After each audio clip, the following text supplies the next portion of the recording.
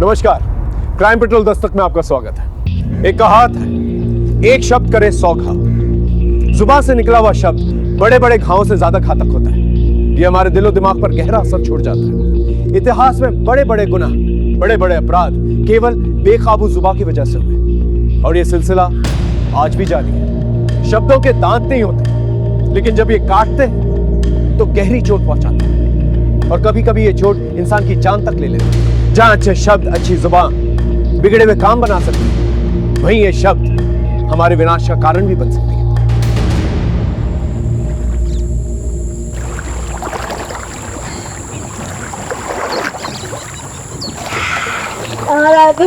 आज तो मजा आ गया। वेरी गुड, जल्दी आ जा।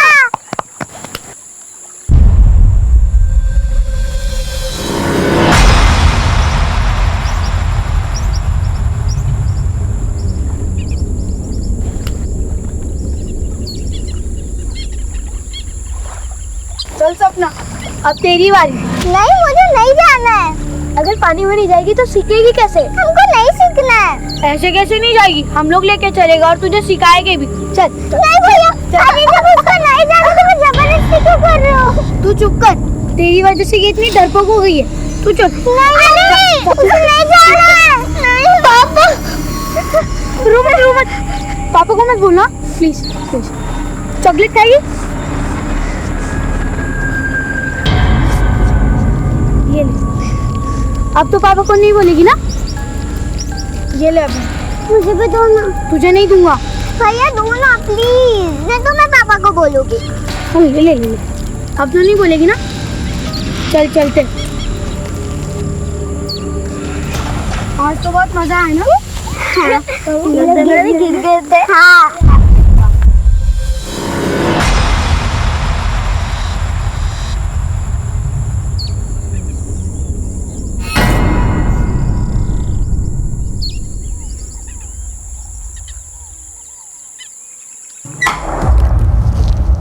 क्या खा रही है? दिखा ना, क्या खा रही है? दीदी चॉकलेट खा रही हूँ। आप भी खाओगे?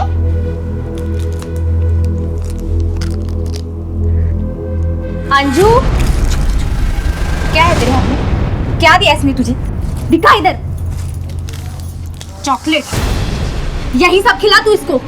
दांत खराब करना चाहती है ना तू इसके? मैंने नहीं दी उसे चॉकलेट। ज्यादा नाटक मत कर। माँ तो मर गई है, पर इस महारानी को छोड़ गई है मेरा खून पीने के लिए। तुम माँ को बीच में क्यों ला रही हो? मुझसे बात करो। क्या गलत बोला मैंने? हाँ, क्या गलत बोला? बोल। बस करो तुम तो।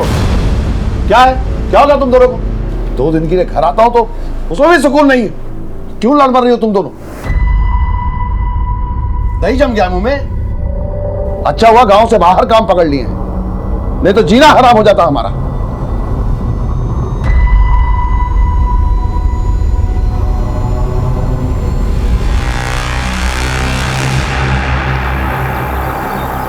विक्रम, सपना, टिफिन रखो।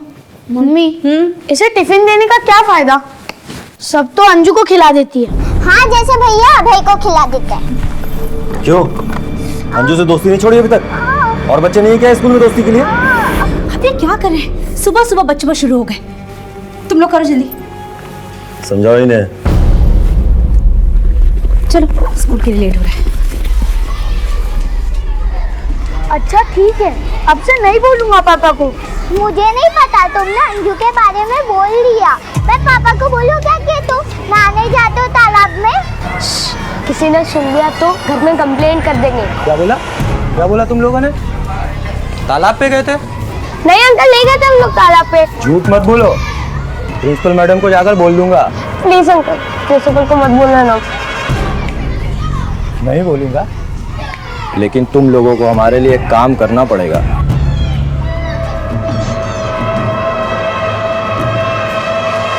मैंने कहा था ना तुम लोग तालाब पर जाना बंद कर दो, मगर तुम लोग माने ही नहीं। अगर मैडम ने घर पे बोल दिया तो पापा हमको बहुत मारेंगे। और आज मैडम ने होमवर्क भी बहुत ज्यादा दिया है। वही ना यार, कितना होमवर्क देते हैं। हम लोग को भी बहुत दिया है ना विक्रम? विक्रम भैया, विक्रम कहाँ है तू? विक्रम कहाँ है? कहाँ है विक्रम? विक्रम भैया, विक्रम मुझे एक बहुत अच्छी चीज मिली है, चलो तुम्हें दिखाती। अंजू तू घर जा। पर भैया आनो ना। ज्यादा अंजू की रट मत लगा, अगर तुझे चलना है तो चल, वरना घर जा। चला बे। रुको भैया, मैं भी आ रही हूँ।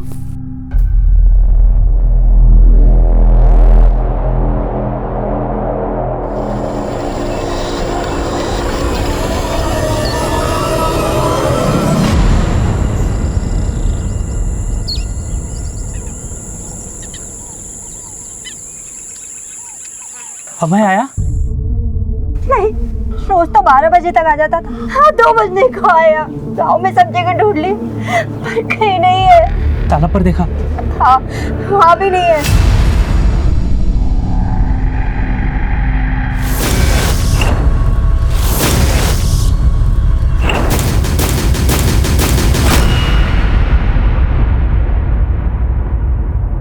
अंजू बेटा अभय कहाँ है? अंजू बेटा, अभय तुम्हारे साथ स्कूल से आया था क्या? बोलो ना, क्या चाहिए आप लोगों को? क्या हुआ? जी वो अभय घर पर नहीं आया अब तक। हाँ तो आप लोग उससे क्यों पूछ रहे हो? अरे उसकी तो खुद की तबीयत खराब है। अगर पूछना है तो जाकर विक्रम से पूछो कि अभय कहाँ है।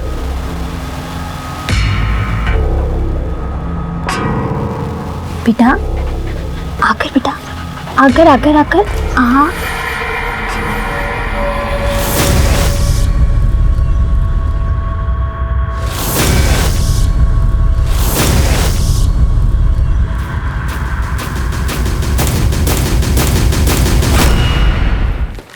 विक्रम और सपना आ गए क्या? आपको भी नहीं मिले? अभय आया क्या? क्या अभय भी घर नहीं लौटा? विक्रम और सपना भी घर नहीं लौटे? आखिर तीनों चले कहाँ गए?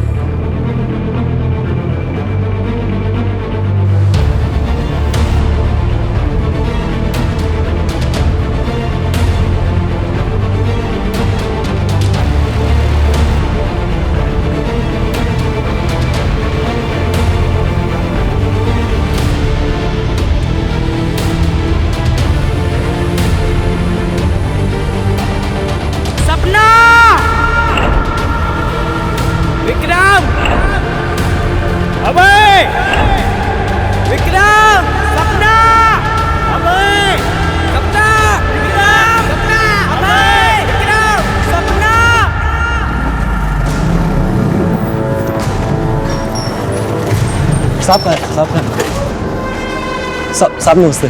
सब हमारे बच्चे गायब हुए हैं। ये रही फोटो, उन्हें ढूंढ निकाली साहब किसी भी तरह से।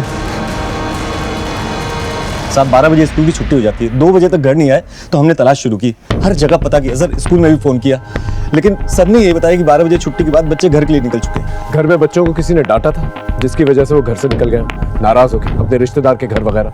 नहीं सर, अभय के साथ तो ऐसी कोई बात नहीं, और ना ही हमारा कोई ऐसा रिश्तेदार है जिसके घर पर हो जाए। साहब सुबह हमने बच्चे को थोड़ा सा डांट दिया था, लेकिन साहब उसमें कोई ऐसी बात नहीं थी कि वो नाराज हो जाए।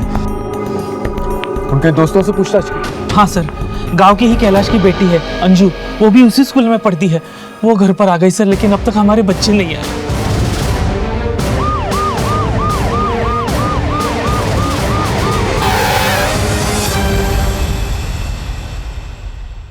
बेटा आपको पता है आपके दोस्त कहाँ हैं?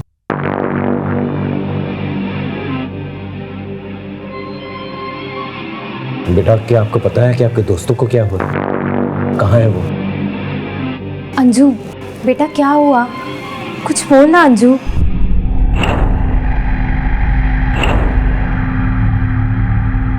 इसके फादर नजर नहीं आ रहे, कहाँ है वो? सर कैलाश दिल्ली में रहता है, वो सिर्फ शनिवार और रविवार को ही गाँव में आता है। सर जब से स्कूल से आई एक शब्द नहीं बोली है, और इसकी तबीयत अलग खराब है। आपकी बेटी को देख के लगता है उसे ट्रॉमा पहुंचा है। हो सकता है कि विक्रम, अभय और सपना के बारे में जानती हो कि वो कैसे गायब हुए, और इसी बात को लेकर सदमा हो उसे। आप फिक्र मत कीजिए, तुम बच्चों को ढूंढ लेंगे, और इस बच्ची का ख्याल रखिए।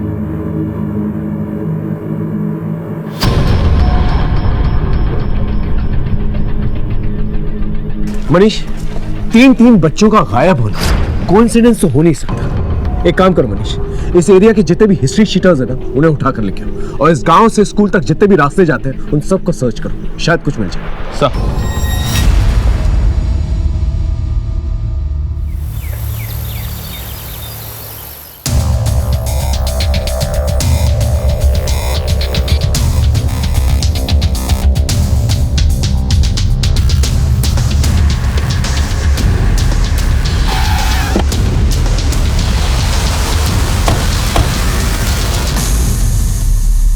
चारों बच्चे हमेशा एक साथ ही रहते थे। अब स्कूल खत्म होने के बाद वो कहाँ गए ये तो उनकी क्लास के बच्चों को भी नहीं पता। मैडम ध्यान से सोच कर बताइए, उन बच्चों का स्कूल में किसी के साथ कोई झगड़ा हुआ हो या स्कूल में ऐसा कोई हो जो उन बच्चों को नुकसान पहुंचाना चाहता हो? मेरे नॉलेज में तो स्कूल में ऐसा कोई नहीं हो सकता है। ठीक है, फिलहाल मैं स्कूल में काम करने वाली हूँ और स्कूल में आने जाने वाले सबकी डिटेल्स चाहिए। रामचंद्र को अंदर भेजो। जी मैम। स्कूल के रिकॉर्ड से डेटा बुक लेकर आओ। बिल्कुल। मेरे बच्चे मुझे लौटा दो, बाकी मुझे कुछ नहीं चाहिए, तुम्हें जो चाहिए रख लो, लेकिन भगवान के लिए मेरे बच्चे मुझे लौटा दो। अब इसमें मैं क्या कर सकती हूँ? अगर पहले ये कर दिया होता ना तो आज गिड़गिड़ाने की नौबत नहीं आती।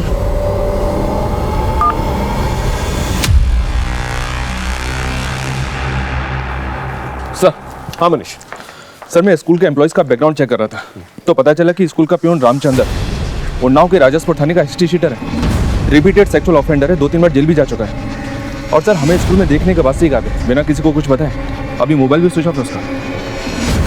राजेशपुर थाने को कांटेक्ट कर और इस रामचंद्र को ट्रैक कर। सर अंजू की तबीयत कैसी है? बात करने लायक हुई? उसकी माँ से बात हुई अभी सर, उसने बताया अंजू की तबीयत ठीक नहीं है। तो वक्त हमारे पास कम है, ऊपर से बच्चों का कोई सुराग भी नहीं मिल रहा। Excuse me sir. हेलो, हाँ बोलो।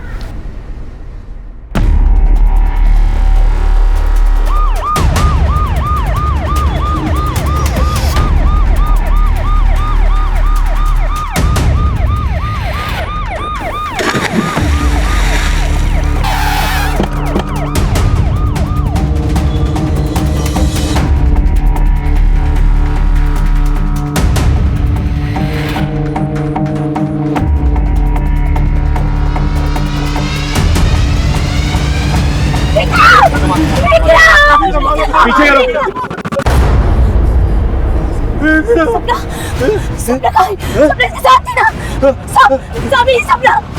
सपना मेरी बेटी। देखिए संभालिए अपना, संभालिए। देखा भाई, विक्रम को भी ले गई बुढ़िया।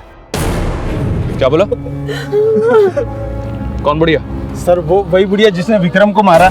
साहब आप यकीन नहीं करोगे, ये 15 साल पहले की बात है। एक बुढ़िया का पोता इस तालाब में डूब के मर गया था और उसको बचाने में वो बुढ़िया भी। उसके बाद से जो भी बच्चा इधर आता है उस बुढ़िया की आत्मा से लेके जाती है। आप बकवास कर रहा है, अंधविश्वास फैला रहा लोगों में। सर ये अंधविश्वास नहीं, सच है।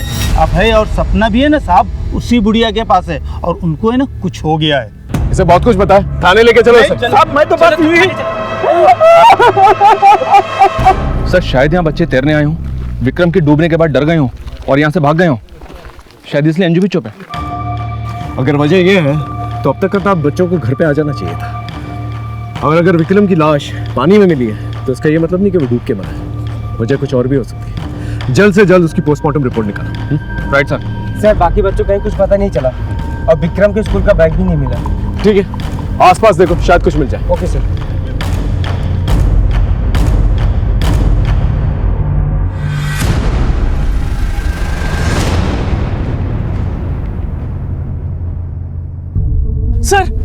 सर मेरा अभय, सर मेरा अभय कहाँ है सर? हाँ देखिए, गोताखोर अपना काम कर रहे हैं, जैसे कुछ पता चलता है हम आपको बताएंगे। सर गोताखोर?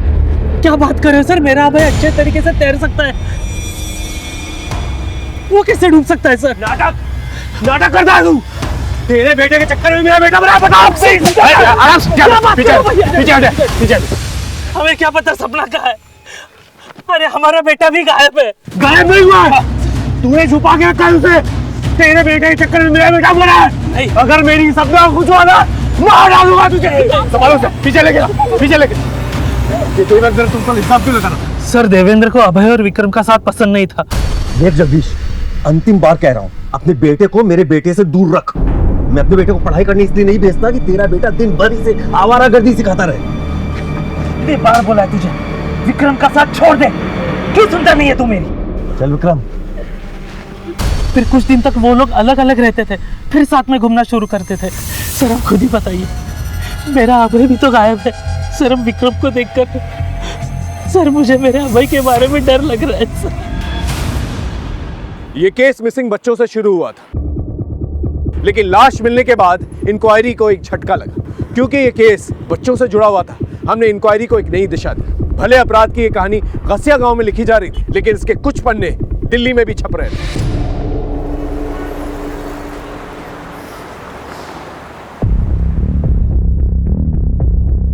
क्या बात है बेटा, आज काम पे नहीं जाना क्या? बस बाबा जा ही रहा हूँ। चलिए बाबा।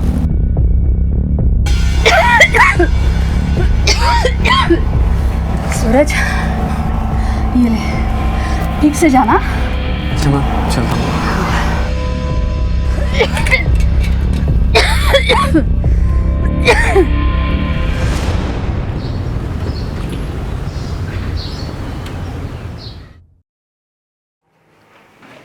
अभी तक बर्तन नहीं हुए, जल्दी करो, ये भी साफ करना है। हाँ, और ये देखो इसमें कितनी गंद लगी हुई है। ठीक है, तो फटाफट काम खत्म कर लो, और भी काम है।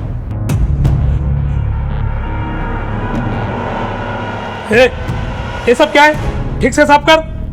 अंधा है क्या?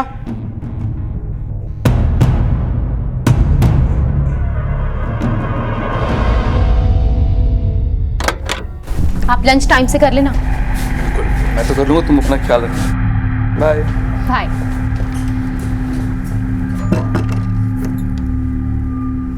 सूरज, ये सब काम छोड़, चल अंदर आ।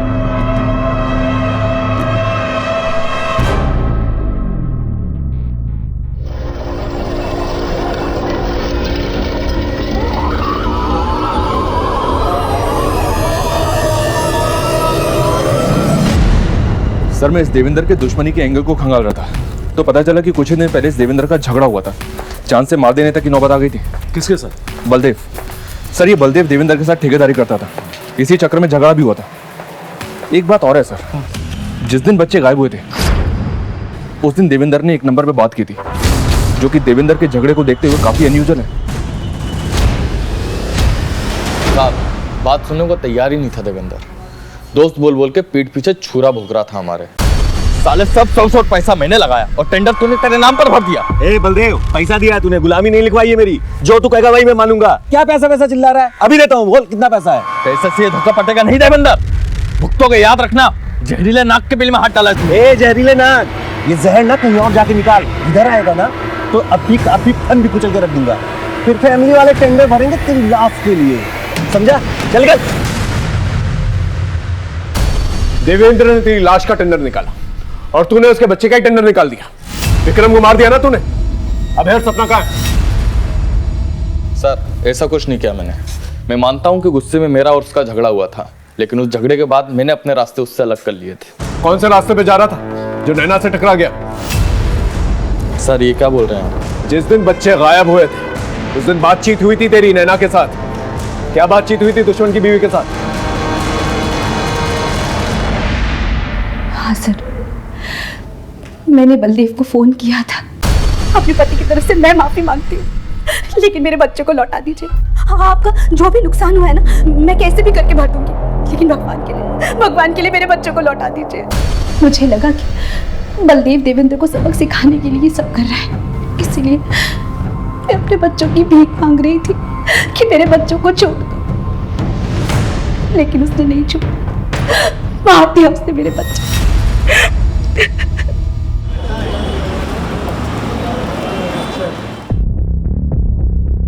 माँ, मैं जा रहा हूँ। सूरज, रुक जा बेटा। ये ले, कल भी तूने खाना नहीं खाया था, आज खा लेना। आप चिंता मत करो माँ, ठीक है? अपना ध्यान रखो, और हाँ, दवाई टाइम टू टाइम लेते रहना।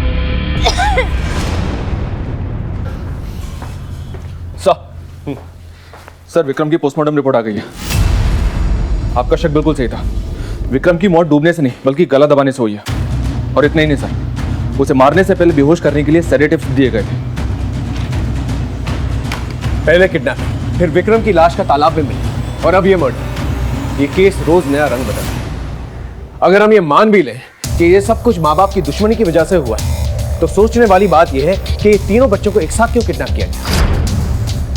हो सकता है कि देवेंद्र और जगदीश का कोई कॉमन एनिमी जो उन्हें चोट पहुंचाना चाहता। मनीष, हमें केस की रफ्तार को तेज करना है। हर एक गुजरते सेकंड के साथ अभय और सपना की जान को खतरा है।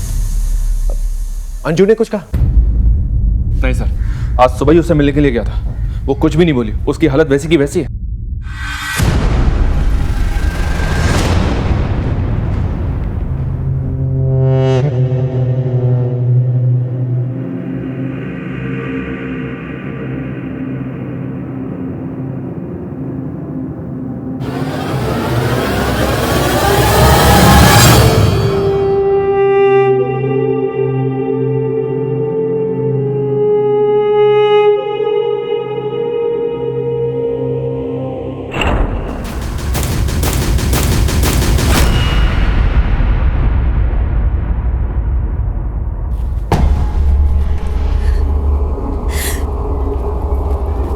ये सब आपकी दुश्मनी की वजह से हुआ है। मेरा विक्रम आपकी वजह से मरा है।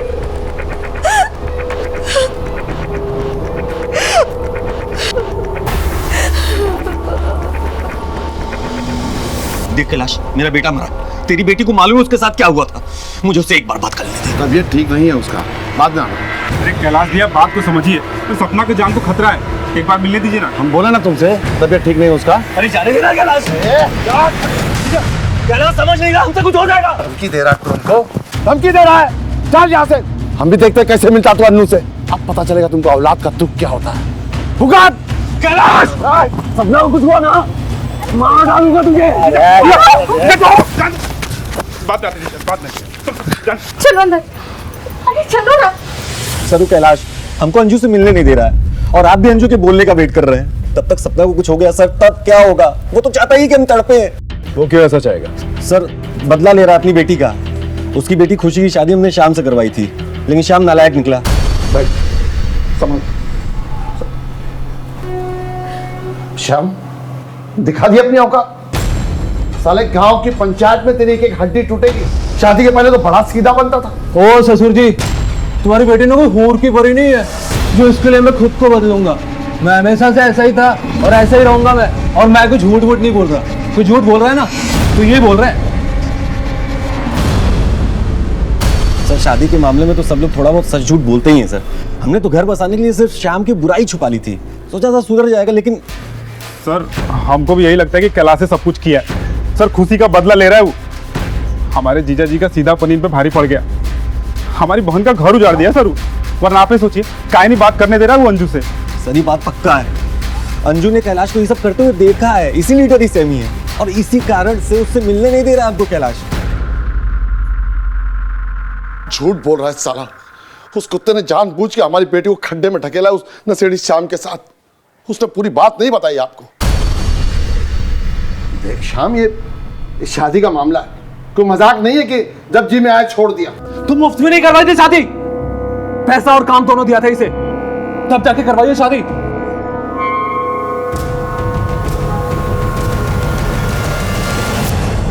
तुम सौदा किया हमारी बेटी का? अरे नशे में है, हो जाएगा, ठीक हो जाएगा। तुमने भी भांग खा रखी है क्या? साले पहले तो पैसे लिए, अब मुकर रहे हो। साले दलाल भी तुमसे अच्छे हो गए। क्या क्या कहा तूने? बस दलाल कहा, साले दलाल। छोड़ मुझे। इसकी वजह से हमारी बेटी की जिंदगी बर्बाद हो गई साहब। अब गिड़गिड़ा है हमारे सामने। उंगली कट जाएगी ना तो मूतेंगे नहीं उस पर।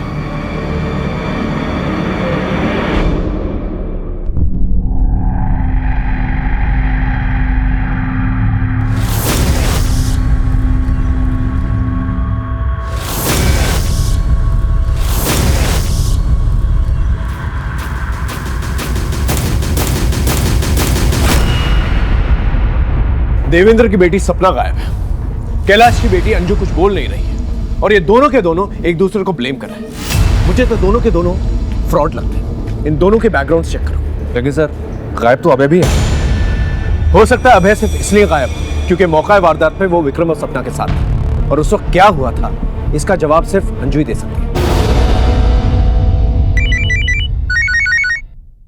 Excuse me sir. हेलो,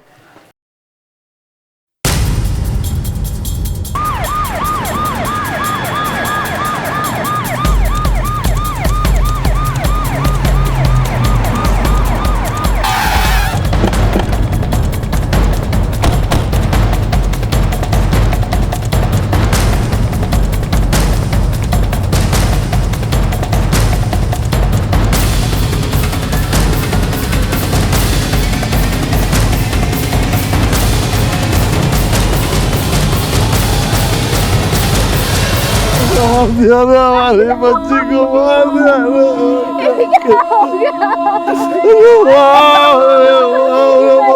बच्ची को मार दिया रे। ये क्या हो गया?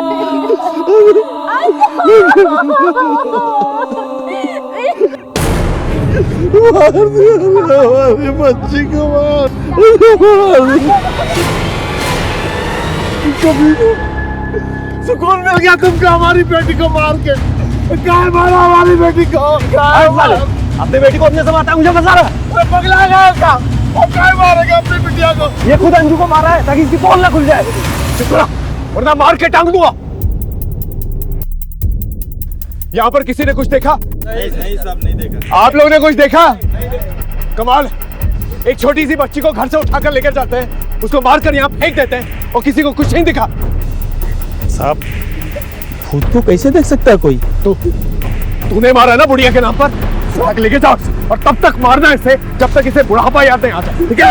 मैंने कुछ नहीं किया साहब, साहब मुझे छोड़ दो साहब, मैंने कुछ नहीं हमारी बच्ची को मार देते।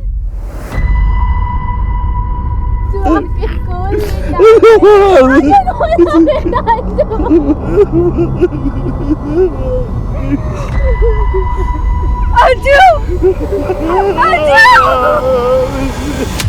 अंजू,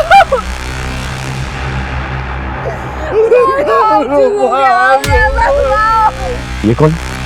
ये खुशी है सर, इस कैलाश की बड़ी बेटी। देवेंद्र ने इसकी शादी श्याम से करवाई थी। लेकिन इधर कहाँ से आया? घर तो उसका इधर है ना।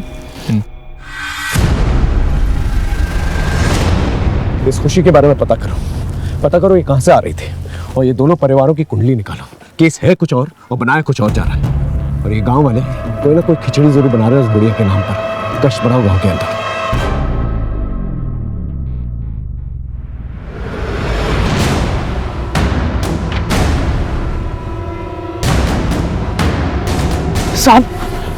साहब मेरा अभय साहब, कहीं किसी ने उसके साथ ऐसा ही कुछ?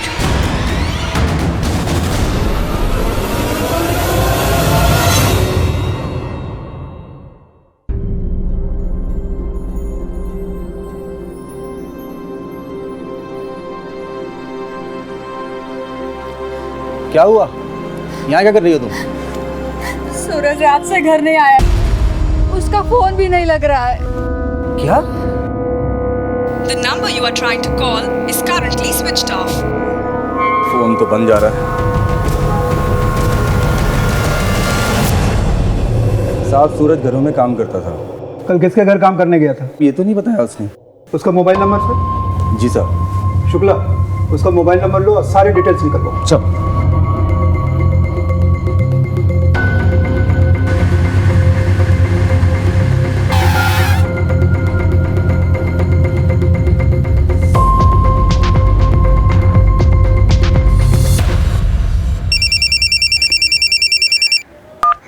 हाँ बोलो। एक इन्फॉर्मेशन मिली है सर, कुछ दिन पहले देवेंद्र ने अपने साले गोपाल को किसी बात पे बुरी तरह से पीटा था। बुलाओ उसे, पूछते क्या मामला। Okay sir. हाँ सर, एक बार जीजा जी मारे थे हमको। इतना जरूरी था बैंक में पैसा जमा करना? पार्टी के सामने नाम खराब करके रख दिया मेरा। माफ कर दीजिए जीजा जी, आइंदा ऐसा नहीं होगा। अरे कभी तो दिमाग से काम किया कर यार।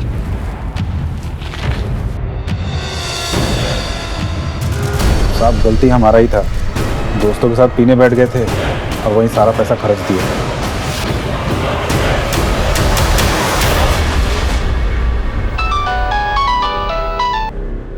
बोलो शुक्ला। सर इस लड़के सूरज ने कहीं भी 2 या 3 दिन से ज्यादा काम नहीं किया है। ये कैसी नौकरी है? खैर, उस लड़के के और डिटेल्स निकलवाओ और अपने खबरियों को अलर्ट कर दो।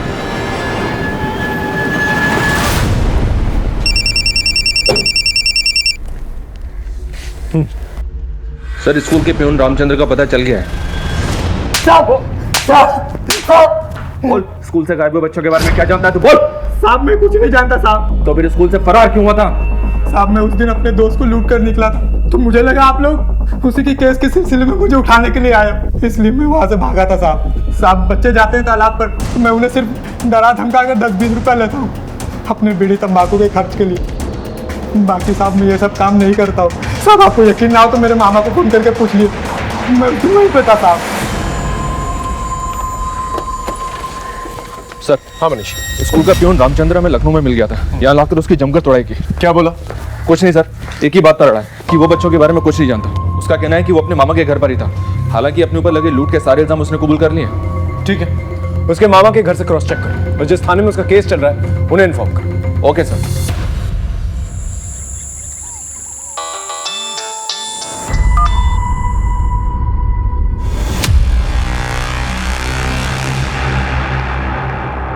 सर अभी तक की इन्वेस्टिगेशन में ये देवेंद्र तो क्लीन लग रहा है, पर ये कैलाश और खुशी ये दोनों शक के घेरे में। मैंने कैलाश की फैक्ट्री में उसके वर्क रूटीन के बारे में पता किया था, तो पता चला कि 20 नवंबर जिस दिन बच्चे गायब हुए थे उस दिन ये कैलाश दिल्ली में था ही नहीं, और खुशी अपने पति के साथ रेगुलर कांटेक्ट में थी जिसने उसे घर से बाहर निकल दिया था, और अब वो गायब है। ठीक है, उसे उठा के ले और पूछो दोनों के बीच में क्या चल रहा था। तब तक कमिश्नर साहब के साथ मीटिंग है, वो खत्म करके आता हूं। सर मैं ये बात समझ गई थी कि मेरा असली घर मेरे पति का है और श्याम को भी अपने किए पे पछतावा था, पर मैं ये बात जानती थी कि पापा श्याम के लिए कभी नहीं मानेंगे, इसलिए हम चुपचाप निकलना चाहते थे। और उस दिन अंजू की मौत के दिन भी मैं उसी से मिलने गई थी। जिस पति ने तुम्हें अपने घर से निकाल दिया उसी पति के घर में तुम फिर से जाना चाहती थी? सर मैं अपनी सौतेली माँ के तानों से तंग आ चुकी थी। माँ तो मर गई है, पर इस महारानी को छोड़ गई है मेरा खून पीने के लिए, और इसलिए तुमने अपना बदला ले लिया और उसकी बेटी को मार दी। नहीं सर, मैं ऐसा सोच भी नहीं सकती। उल्टा अंजू के तो मेरे ऊपर एहसान थे। उसने पापा को श्याम के बारे में सब कुछ बता दिया। पापा दीदी को बचा लो, जीजू उनको बहुत मारते हैं। मगर जब पापा को पता चला तो वो मुझे अपने साथ घर ले आए, और अगर मैं घर नहीं आती तो श्याम कभी नहीं सुधरता। और ये सब कुछ अंजू की वजह से हुआ। अंजू की वजह से श्याम को मेरे दूर होने का एहसास हुआ। श्याम गायब है? पता नहीं सर, उसका फोन बंद है। इसका मतलब अंजू ने श्याम की पोल खोल दी। हो सकता है सर खुशी सही कह रही है। अभी कुछ कहा नहीं जा सकता मनीष, लेकिन हाँ ये पॉसिबल है कि अंजू ने श्याम की पोल खोली, इसलिए श्याम ने अंजू को मारकर अपना बदला पूरा कर लिया और साथ ही साथ कैलाश को सबक भी सिखा दिया।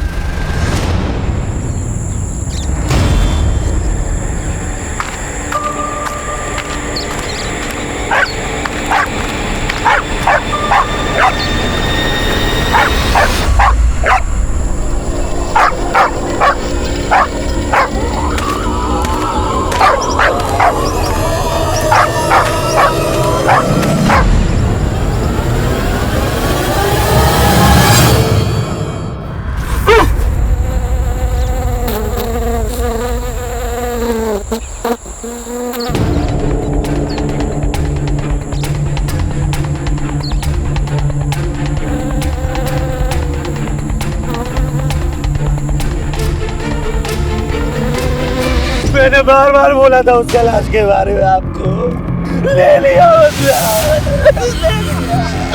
नितिन, इस कैलाश की कोई डिटेल्स निकलवाओ तुरंत।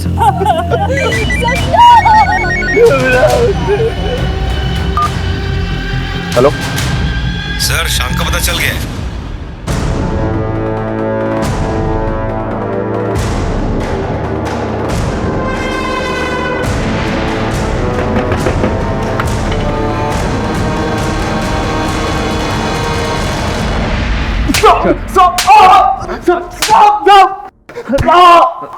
बोल, क्या कहानी है तेरी? कैसी कहानी की बात कर रहे हो? मैं कोई गुमराह भी नहीं कर रहा आप लोगों को।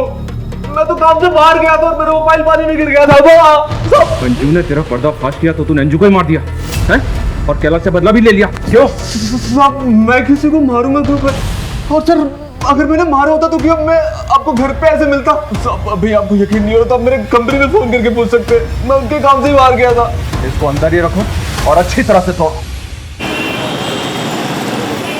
सर ये सूरज की कॉल डिटेल्स हैं। ये इन दिनों किसी मिट्टू नाम के आदमी के संपर्क में था जो दिल्ली में एक बड़ा शक सर्किट चलाता है और इस वक्त फरार है। अपनी टीम को अलर्ट करो, मुझे किसी भी कीमत पे मिट्टू चाहिए। सर कैलाश की कॉल डिटेल्स आ गई हैं। 20 नवंबर को वो दिल्ली में नहीं अपने गांव में ही था, उठा लिया उसको।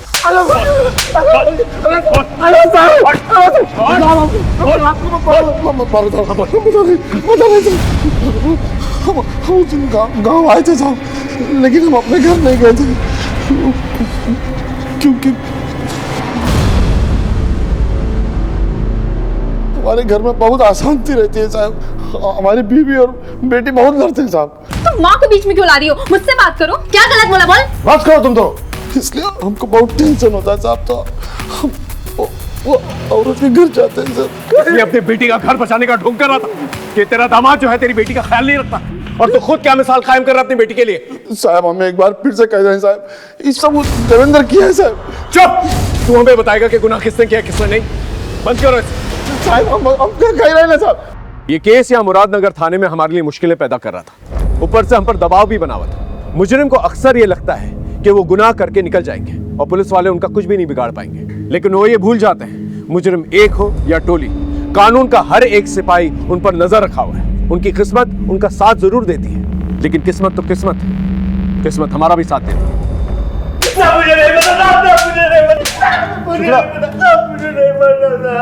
सूरज से तुझे किसने मिलवाया था, और इस रैकेट में तेरे साथ कौन कौन है, बता। साहब मुझे कुछ नहीं पता।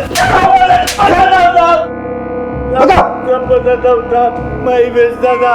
इस टैक्स रैकेट के चक्कर में उस लड़के को आखिरी बार मैंने ही एक कस्टमर के पास भेजा था, उसके बाद से वो लापता है साहब। बोल बोल। मैं नहीं बुलाया था उस दिन सूरज को। सूरज, ये सब काम छोड़, चल अंदर आ।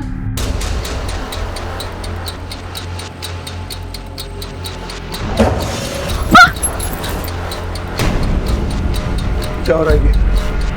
अरे मैंने पूछा क्या हो रहा है? वो मैडम ने बुलाया था, मैंने कुछ नहीं किया। उसकी लाश को बिशनपुरा के जंगल में ठिकाना लगाया था साहब। सूरज तो फिर भी उम्र में बड़ा था सर। मिट्ठू तो मेरी सहेलियों के पास छोटे छोटे बच्चों को भेजा करता था। सूरज से तुझे किसने मिलवाया था, और इस रैकेट में तेरे साथ कौन कौन है?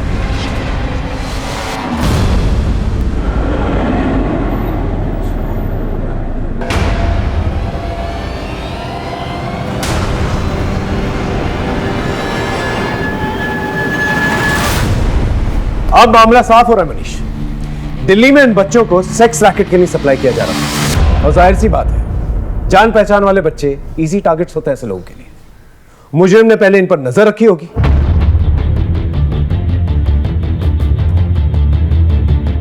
और बाद में इनका भरोसा जीता होगा।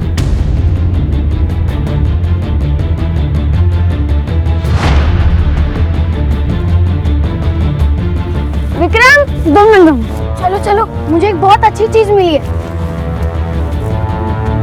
रुको भैया, मैं भी आ रही हूँ। उन्हें अपने झांसे में लिया और फिर बेहोशी की दवा की। मजा आ गया।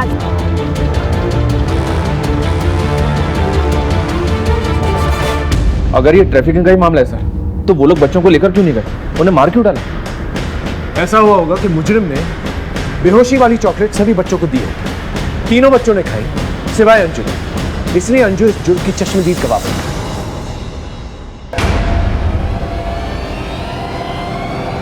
अब इस ड्रामे पे पर्दा गिराने का वक्त आ गया। मनीष सर,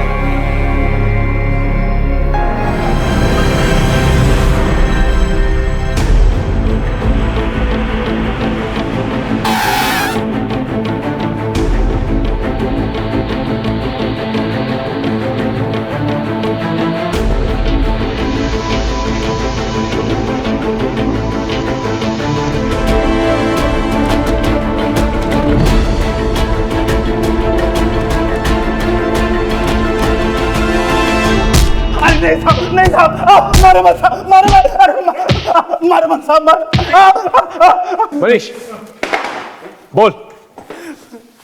बता रहे साहब।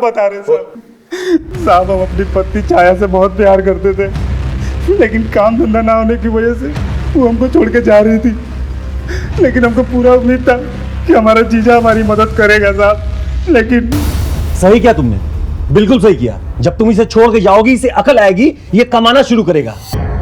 क्या क्या घूर रहा है? घूरने से कुछ नहीं होगा, तेरी भलाई के लिए कह रहा हूं। जरा सोच कि बच्चे होते क्या खिलाता तू, भूखों मरते वो। छाया तुम जाओ, और जब इसे अकल आ जाए, ये कमाना शुरू करे, तब वापस आना। छाया चली गई, लेकिन उसको वापस लाने के लिए हमको काम धंधा शुरू करना था, लेकिन हमारे पास पैसा ही नहीं था साहब। हमारे जीजा के पास बहुत पैसा था, लेकिन भीख मांगने की आदत पड़ गई इसे। अब तुम ही मुझे बता दो कि एक बार में कितने पैसे दे दूं इसे कि ये दोबारा मुझे तंग ना करे। हमको छाया को कोनो कीमत पे वापस चाहिए थी। हमारा जीजा तो हमारी मदद किया नहीं, इसलिए हम दिल्ली चले गए, लेकिन वहां भी हमको कोनो काम धंधा नहीं मिला। तभी मिट्टू हमको सेक्स रैकेट का रास्ता दिखाया।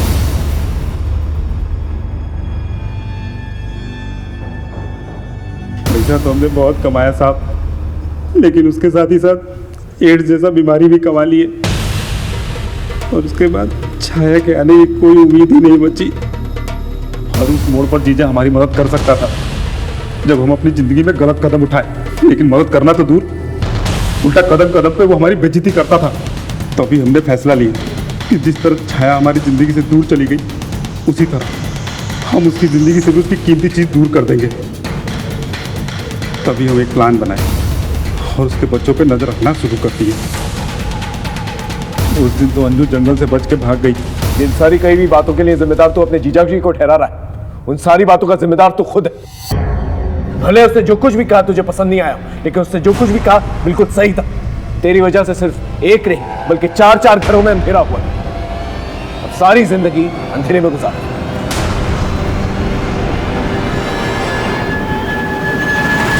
देखा आपने, इंसान के नापाक जज्बात उसे किस हद तक नीचे गिरा सकते हैं। माँ बाप अपने बच्चों के लिए बड़े बड़े सपने देखते हैं, लेकिन यहां माँ बाप ने अपने बच्चों पर नजर तक नहीं रखी, उनके साथ हुए हादसों को नजरअंदाज किया। ये एक बहुत बड़ी दस्तक थी। देवेंद्र ने गोपाल को भले सही बात कही हो, लेकिन उसके कहने का अंदाज़े बयां बिल्कुल गलत था। जब आप किसी को पैरों पे खड़ा करना चाहते हैं, उसकी अंदर की कमियों को उजागर करना चाहते हैं, तो ये काम जितना अहम है उतना सेंसिटिव भी है। उस वक्त हमें यह ध्यान देना चाहिए कि आपकी कही हुई बात किसी के जज्बातों को ठेस ना पहुंचे। हमारे आज के एपिसोड की दूसरी कहानी।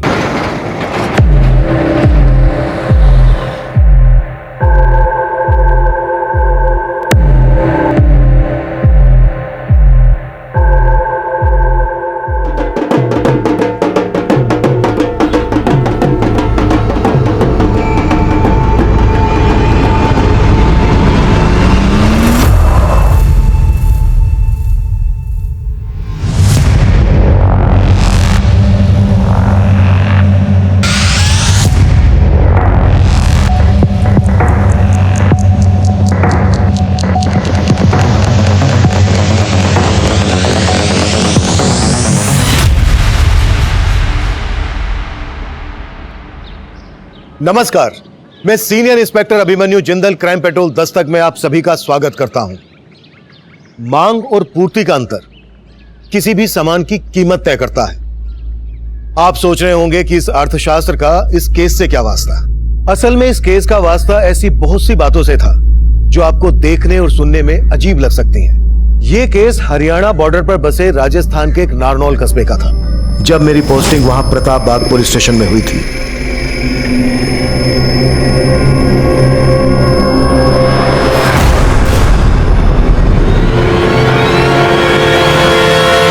झल्ले, तू अपनी हरकतों से कभी बाज नहीं आएगा। देख, तेरी वजह से मेरे सारे कपड़े गंदे हो गए। अरे तू टेंशन क्यों ले रही है? ये देख, साबुन लाया हूं ना मैं। चल उतार कपड़े, अभी चमका देता हूँ। हट, झल्ला कहीं का।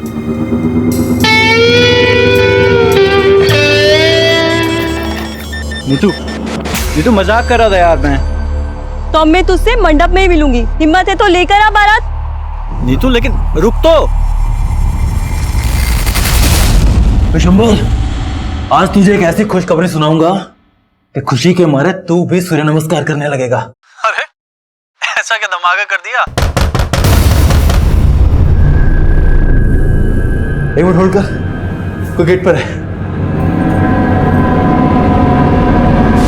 देखो सुनीता, इस बार आउट ऑफ इंडिया का प्लान रहने देते हैं। ऐसा करते हैं कहीं मनाली या कश्मीर चलते हैं। पर तुमने तो कनाडा बोला था ना।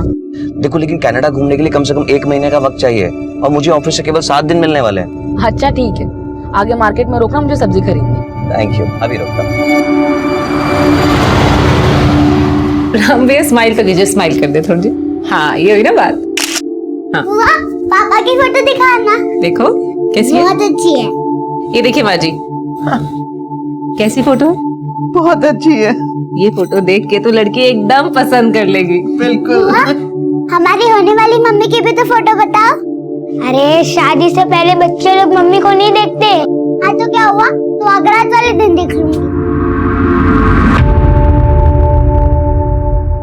आज बैगन खाओगे टमाटर?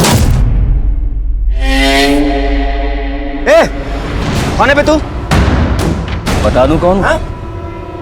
क्या बदतमीजी कर रहा है? मुक्ति। कौन है तू? मुक्ति छोड़ो, घर चलो। क्या कर रहे, सब्जी खरीद रहे? घर चलो। क्या बोल रहा था तुमसे? घर चलो।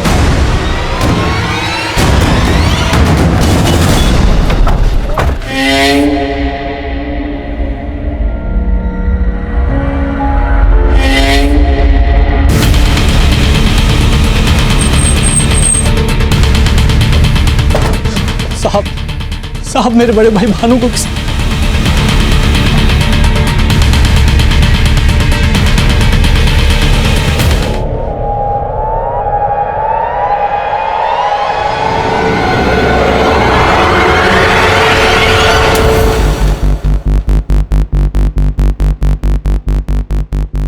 सर मैं कल रात को फोन पर भैया से बात कर रहा था। उन्होंने मुझे होल्ड करने के लिए कहा। कोई घर पे आया था शायद। एक मिनट होल्ड कर, कोई गेट पर है। साहब फिर भैया फोन पर वापस नहीं आए।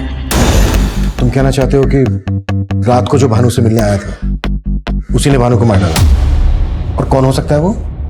मालूम नहीं सर। अच्छा, रात को जब फोन पर भानु के साथ तुम्हारी बातें हो रही थी, एग्जैक्टली क्या बातें हुई? सर वो कोई खुशखबरी देना चाहते थे। कैसी खुशखबरी? मालूम नहीं साहब, वो बहुत खुश थे। उससे पहले मुझे कुछ बता पाते। तुम्हें किसी पर शक है? नहीं साहब। किसी लड़की के साथ कोई चक्कर वक्कर? नहीं साहब। भैया के सिर्फ 2 ही शौक थे, दूध घी खाना और टक्कर। भानु के मर्डर के 15 दिन बाद तक भी हमें उसके कातिल की कोई लीड नहीं मिली थी। तब हमारे लिए 2 सवाल अहम थे।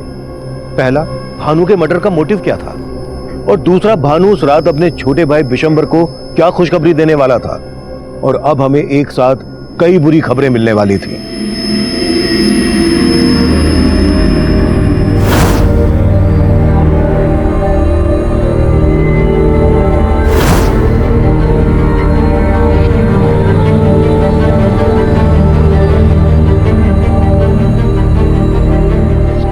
नीतू शादी मैं तुझसे करूंगा। तो अब मैं तुझसे मंडप में ही मिलूंगी। हिम्मत है तो लेकर आ बारात।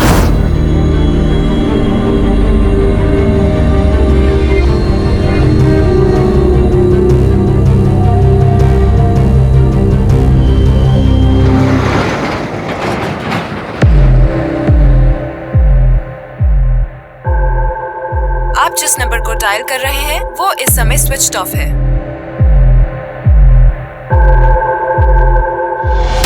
अरे भाई सब तो आ गए, ना बस आई ना प्रमिला जीजी आई, पता नहीं कहाँ रह गई। अरे धर्म जी कहाँ है सब लोग? हम तो 9 ही लोग हैं और प्रमिला जी ने बोला था 11 लोग की शादी होगी।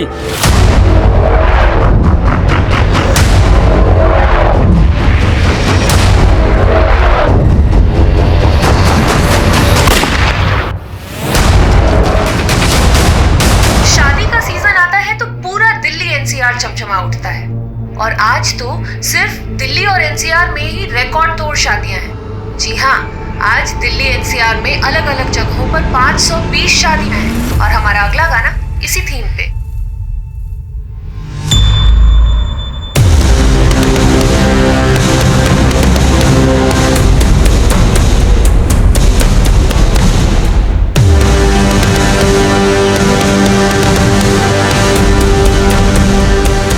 अरे भाई हम तो बारात लेके भी ना गए और दुल्हन सीधा यहाँ आ गई। घूंघट उठा के देखो। धर्म रुक, ये मेरी लुगाई है। अरे तुम भारी बात से। अरे क्या हुआ? ये लुगाई मारी है, ये लुगाई मेरी है। अरे तू तो बाइक पे आया, तेरी लुगाई कहाँ से हो गई है? अरे बाइक तो दहेज में मिली है और इसको बाइक में बैठने में डर लगता है, इसलिए मैंने बापू के साथ इसको बस में बैठा दिया। प्रमिला ने किया ना तेरा ब्याह? अरे कौन प्रमिला? हमारा ब्याह तो बाबू ने करवाया है। अरे तो फिर प्रमिला कहाँ रह गई?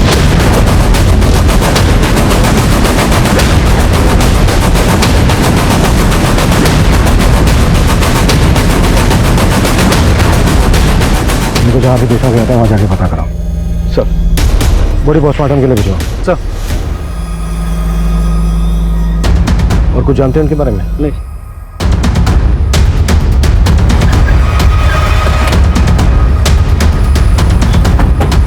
सर परमीला बहन मेरे साथ और 11 दूल्हों की शादी कराने वाली थी आज।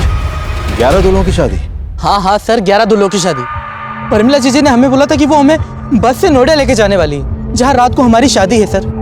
हम लोग बस का इंतजार सुबह से कर रहे हैं, वो शाम होने आ गई, लेकिन बस का अभी तक अता पता नहीं है सर। ये प्रमिला है कौन? परमिला सोशल वर्कर है साहब, वो टेहरी गांव में रहती है। तुमने बोला था कि 11 लोगों की शादी होने वाली थी, ये तो 4 हैं, बाकी कहाँ हैं? बाकी सब लोग प्रमिला जी के यहाँ गए सर, क्योंकि वो बस लेके अभी तक नहीं आई। हमें ये 2 दूल्हों की लाश मिली है। क्या ये लोग भी तुम्हारे साथ नोएडा जाने वाले थे शादी करने?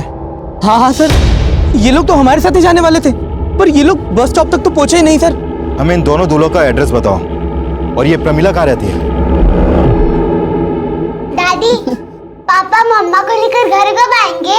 अरे बेटा अभी तो शादी करने गए हैं, कल सुबह तक ले आएंगे तेरी नई मम्मी को। हाँ ठीक है। सुनिए, रामलाल का घर यही है? हाँ यही है। क्या बात है? हमें हाईवे पर रामलाल की लाश मिली है।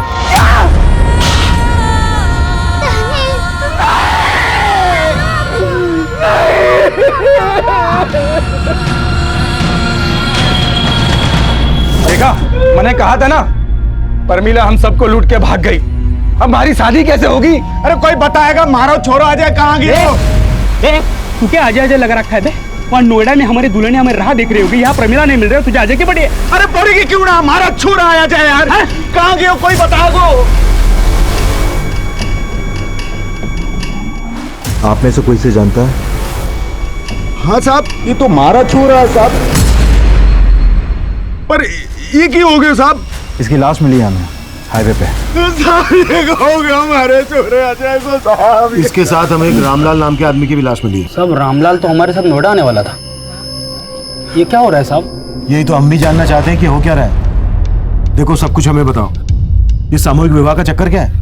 ये परमिला एक एनजीओ चलाती थी, उसने कहा था अनाथ आश्रम की अनाथ लड़कियों से हम सबकी शादी करवाएगी।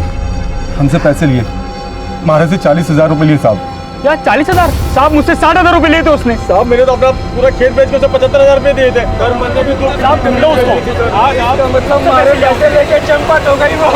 पैसे लेके शांति रखिए।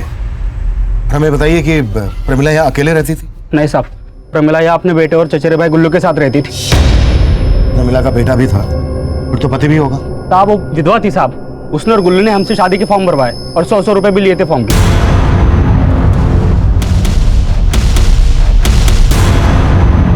मेरे भैया कनाडा में रहते हैं, जिस दिन उनके आने की तारीख तय हो जाएगी उसी दिन शादी की तारीख भी तय हो जाएगी, क्योंकि वही इस शादी के लिए फंड दे रहे हैं और 11 लड़कियों का कन्यादान भी वही करेंगे। ठीक है? पर हमारी शादी किस लड़की से होगी वो तो बताओ। वो तो बताइए। हाँ मेरे पास तस्वीरें हैं, मैं आपको दिखाती हूँ।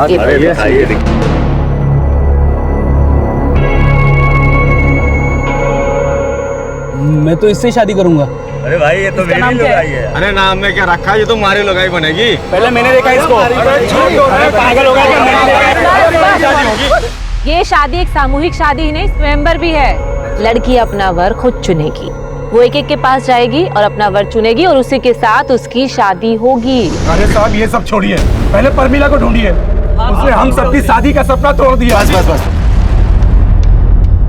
आप लोगों ने अभी बताया कि प्रमिला अपने बेटे और भाई के साथ यहाँ रहती थी, फिर उसका एक कनाडा वाला भाई कौन है? साहब उसने इतना ही बोला था, उसका कनाडा वाला भाई उस एनजीओ को चलाता है, शायद उसका मुंह बोला भाई था, हमने कभी देखा नहीं साहब। जब प्रमिला नोएडा में आपको कहां और किस एनजीओ में लेकर जाने वाली थी? ये सब हमको नहीं मालूम साहब। हाँ साहब, नहीं मालूम साहब, नहीं मालूम साहब, बिल्कुल नहीं मालूम सर। ये मामला तो कुछ ज्यादा ही पेचीदा लग रहा है। कहीं रामलाल और अजय के मर्डर में प्रमिला और उसके भाई गुल्लू का तो हाथ नहीं, क्योंकि ये तो साफ है कि वो दोनों इन सबको लूट कर भागे। और इन्होंने बताया कि प्रमिला के घर पर कल शाम से ताला लगा। इसका मतलब प्रमिला और गुल्लू कल शाम से ही गए और मर्डर तो आज हुए हैं। आपका मतलब प्रमिला और गुल्लू की धोखाधड़ी का मामला रामलाल और अजय के मर्डर से बिल्कुल अलग है? हो भी सकता है। अभी कुछ दिन पहले पासी के गांव में भानु का मर्डर हुआ था। उसके कातिल की अभी तक लीड नहीं मिल पाई है और अभी यहाँ इतना बड़ा। सर, पूछताछ में पता चला था कि इस भानु का टहरी गांव में भी काफी आना जाना था। कहीं ऐसा तो नहीं कि भानु के मर्डर का इस कांड से भी कोई कनेक्शन है? हर पॉसिबिलिटीज पे काम करो और कैसे भी करके प्रमिला और उसके भाई गुल्लू का पता लगाओ। मैं इनके घर के सर्च वारंट की परमिशन मांगता हूँ। सुनीता, मैं सपने में भी नहीं सोच सकता था कि तुम मुझे इतना बड़ा धोखा दोगी। अगर मुझे पता होता कि तुम पहले से शादीशुदा हो, मैं शादी नहीं करता तुमसे। तुम भूल रहे हो मुक्ति, मैंने तुम्हें पहले ही बताया था कि मेरा एक दुख भरा अतीत है। तब तुमने क्या कहा था? तुमने कहा था कि तुम्हें मेरे अतीत से कोई लेना देना नहीं है। इसलिए क्योंकि भरोसा था तुम पर। बात पूरी होने तो जा कहां रही हो? लेकिन अब वो तुम्हारी जिंदगी में वापस क्यों आया? हा? मुझे क्या मालूम, बस बाजार में टकराया और परेशान करने लगा। लेकिन तुम्हें मेरी बात का भरोसा नहीं है ना, तो मैं भी तुम्हारा अतीत ही बन जाती हूँ। जीना ही नहीं है मुझे।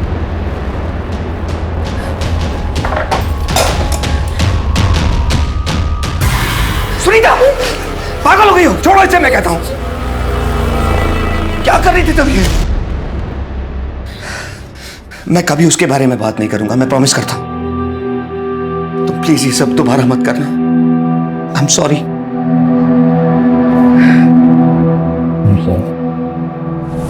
ये प्रमिला यहाँ कब से रह रही थी?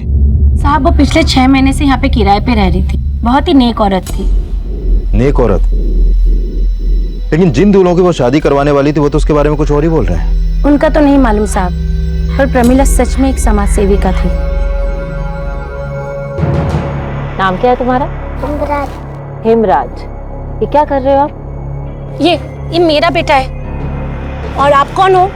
हम यहाँ नहीं आए हैं, यही पास में रहने आए हैं। आपका बेटा ऐसे मिट्टी में खेल रहा था, बीमार हो जाएगा, और आपने कोई कपड़े भी नहीं पहनाए इसे। खाने के पैसे नहीं है और आप कमीज पहनाने की बात कर रहे हो। गुल्लू, मेरा बैग देना।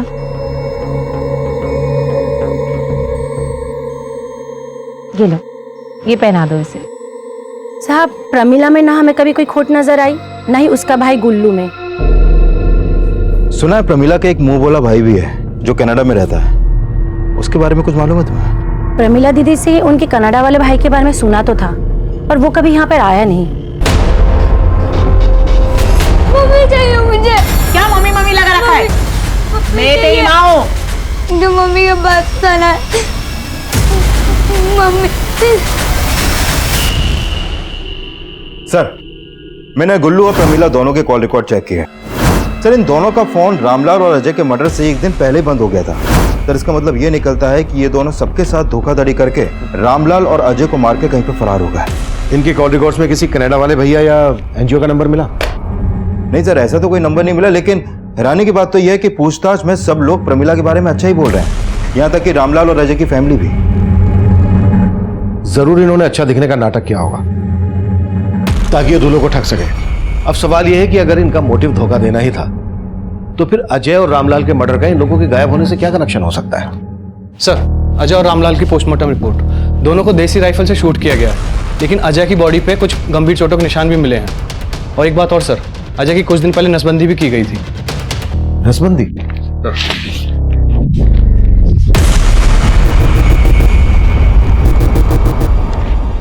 मतलब अजय नसबंदी करवाने के बाद दूल्हा बना? अजय की तो शादी नहीं हुई थी, तो फिर उसने नसबंदी क्यों करवाई? और उसके शरीर पर पुरानी चोटों के निशान? ये माजरा क्या है? हमें अजय की फैमिली से मिलना पड़ेगा। तब तक तुम पता करो कि नोएडा में कौन कौन से एनजीओ और अनाथ आश्रम है। हो सकता है वहां से हमें गुल्लू, प्रमिला और उसके कनाडा वाले भाई की कोई लीड मिल जाए। अब मुझे क्यों छोड़ के गए पापा? कब से कह रही हूँ नहीं बहू ले आ। ना तुझे रोटियां सेकते हुए देख पाती हूँ, ना तेरे हाथ की रोटियां गले से उतरती है। बदमाश, दादी की नकल उतारती है। पापा, मैं आपकी आरती उतारूंगी जब आप मेरे लिए मम्मी और दादी के लिए बहुला हो गए। मेरी बच्ची। दादी, दादी आपको क्या हुआ? दादी आपको पानी चाहिए? ये लो पानी। दादी उठो ना, दादी पानी पीना है ना आपको। आंखें खोलो ना दादी। अजय के शरीर पे वो चोटों के निशान कैसे आए थे और उसने नसबंदी क्यों करवाई थी? अरे जान दो साहब, अगर हमने उन लोगों के खिलाफ कुछ भी बोला ना तो हमारे छोरे की तरह वो हमें भी मार देंगे। कौन लोग? देखिए, अगर आपने हमसे कुछ भी छुपाया ना तो ये ठीक नहीं होगा। हमारे छोरे से मुखिया की छोरी नीति बहुत प्यार करती थी। हम दूसरी जात के हैं तो हमारे छोरे संग नीति भाग गई। इसी बात को लेके मुखिया ने हमारा जीना हराम कर रखो है। हुकुम माफ कर दे मैंने। जब तक तेरा छोरा मारे को नहीं मिल जाता तब तक तेरी यूं ही कुटाई होती रहेगी और तना मार मार के खाल उधेड़ देगा। फिर उन्होंने मालूम कर लिया कि वो दोनों कहाँ छुपे हैं और वो उनको पकड़ के गांव ले आए।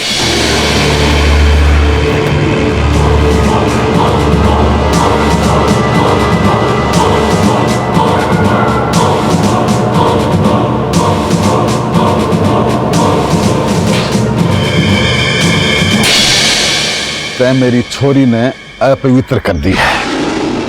अब देख मैं तेरे साथ क्या करता हूं।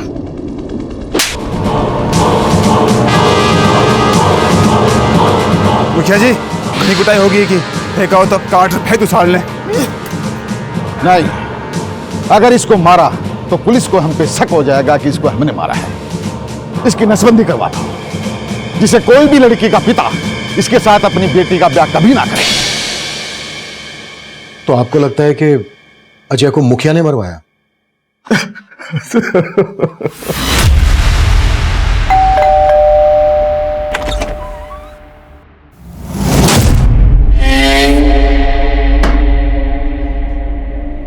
क्या हुआ सुनीता, कौन है?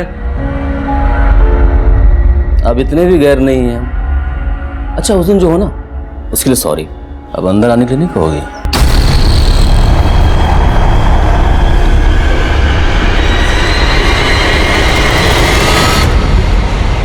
क्या, कहां रह? ये क्या बदतमीजी है? कोई तरीका है किसी के घर में आने का? आउट। मैं मनी, सुनीता का पहला पति। सुनीता मुझे सब बता चुकी है, तुम्हारी यहां कोई जरूरत नहीं। Get out. इतनी भी जल्दी क्या है मुफ्ती बाबू? एक नजर इधर भी तो देख लो।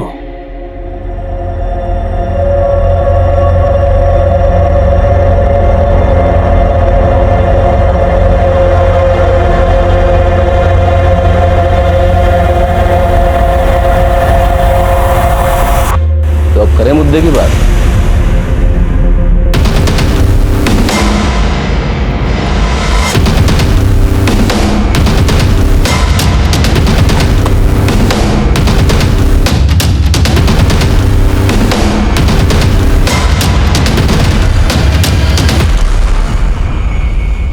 मैंने मेरी छोरी को अजय के चंगुल से छुड़वाया था।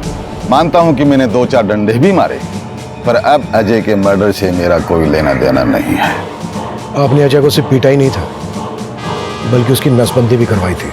मेरे पास क्या इतना फालतू समय है, क्या फालतू पैसा है जो मैं उसकी नसबंदी कराऊंगा? और मैंने तो ये भी सुना है कि वो कहीं दूसरी जगह ब्याह भी करने वाला था। तो भला मैं क्यों मारूंगा उसको, बताइए? हमें आपकी बेटी से मिलना है। वो घर पे नहीं है। तो कहाँ है? अरे साहब, मैंने बोला ना, अजय की हत्या से हमारा कोई लेना देना नहीं है। इसका फैसला हम करेंगे। क्या फैसला करेंगे आप? कोई सबूत है आपके पास कि अजय की हत्या हमने की है? गांव का मुखिया हूं मैं, आप इस हिसाब से मुझे परेशान नहीं कर सकते। जाइए, पहले सबूत लेके आइए, फिर हमसे बात कीजिए। अभी तो हम जा रहे हैं, लेकिन आपके खिलाफ कोई सबूत मिला ना तो छोड़ेंगे नहीं मुखिया जी। बधाइए।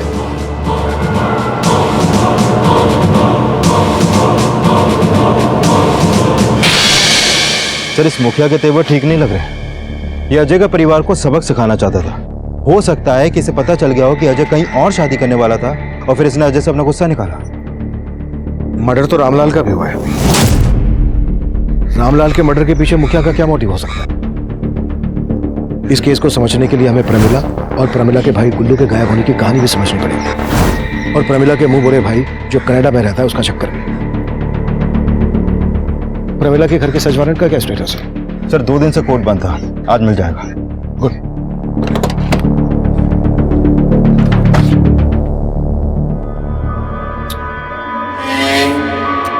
डार्लिंग ऐसे सूखे सूखे चाय पिलाओगे क्या?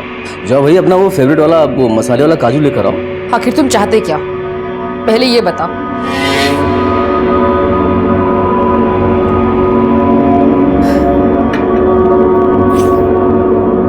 क्या है मुक्ति बाबू की ये जो मेरा सब्र है ना, एक बांध है, और इस मोबाइल में जो वीडियो है ना वो नदी का पानी। तुम मुझे पैसे देकर इस बांध को मजबूत करते रहो बस, वरना जिस दिन मेरे सब्र का बांध टूटा तो इस वीडियो को मैं इंटरनेट पर वायरल कर दूंगा।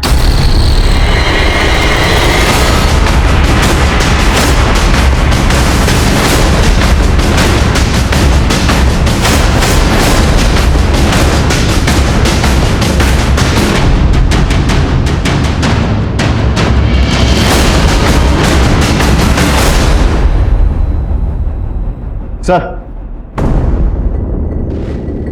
ये तो उन्हीं मर्दों की लिस्ट है जिनकी शादी होने वाली थी, और शायद ये वही लड़कियां हैं जिनसे इनकी शादी होने वाली थी। लेकिन उस अनाथ आश्रम का पता नहीं चला है जिसे प्रमिला का कनाडा वाला भाई फंड करता था।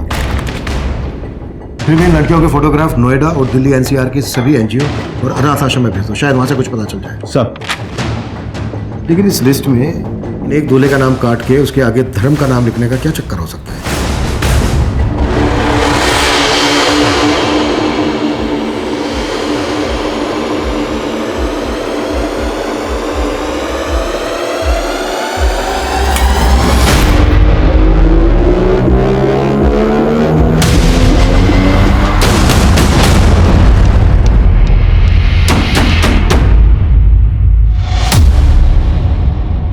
सर मैंने प्रमिला के घर मिली सभी लड़कियों के फोटोग्राफ्स दिल्ली और नोएडा पुलिस हेडक्वार्टर को भिजवा दिए हैं, और सर मैंने चेक किया कि प्रमिला के भाई गुल्लू और प्रमिला का कोई भी क्रिमिनल बैकग्राउंड नहीं है। लेकिन सर हमने आसपास के गांव में भी पता किया तो सामने आया कि उस गांव में 20 दूल्हे और भी हैं जो शादी करना चाहते थे, लेकिन प्रमिला ने सिर्फ 11 लोगों को ही एंट्री दी। यानी प्रमिला जेन्युइनली 11 लोगों की शादी करवाना चाहती थी, या फिर जेन्युइन होने का दिखावा कर रही थी? सर दूल्हों की लिस्ट में जिसका नाम काट कर धर्म लिखा गया था, मैंने उसके बारे में पता किया। वो उसी गांव का रहने वाला है जहां का भानु था। भानु? हाँ सर, वही भानु जिसकी 15 दिन पहले हमें लाश मिली थी। और सर सुनने में आया धर्म और भानु का कुछ दिन पहले काफी झगड़ा भी हुआ था। भानु का छोटा भाई हमें बता रहा था कि उस रात भानु उसको कोई खुशखबरी देने वाला था। कहीं ऐसा तो नहीं है कि भानु भी शादी करने वाला था और उसका मर्डर हो गया, इसलिए धर्म का नंबर लगा? धर्म को उठा लो और इन लड़कियों की भी इंफॉर्मेशन निकालो। हमारे लिए ये जानना भी जरूरी है कि प्रमिला जिन लड़कियों की शादी उन दूल्हों से करवा रही थी, उन लड़कियों का इस केस से क्या कनेक्शन है। Right sir.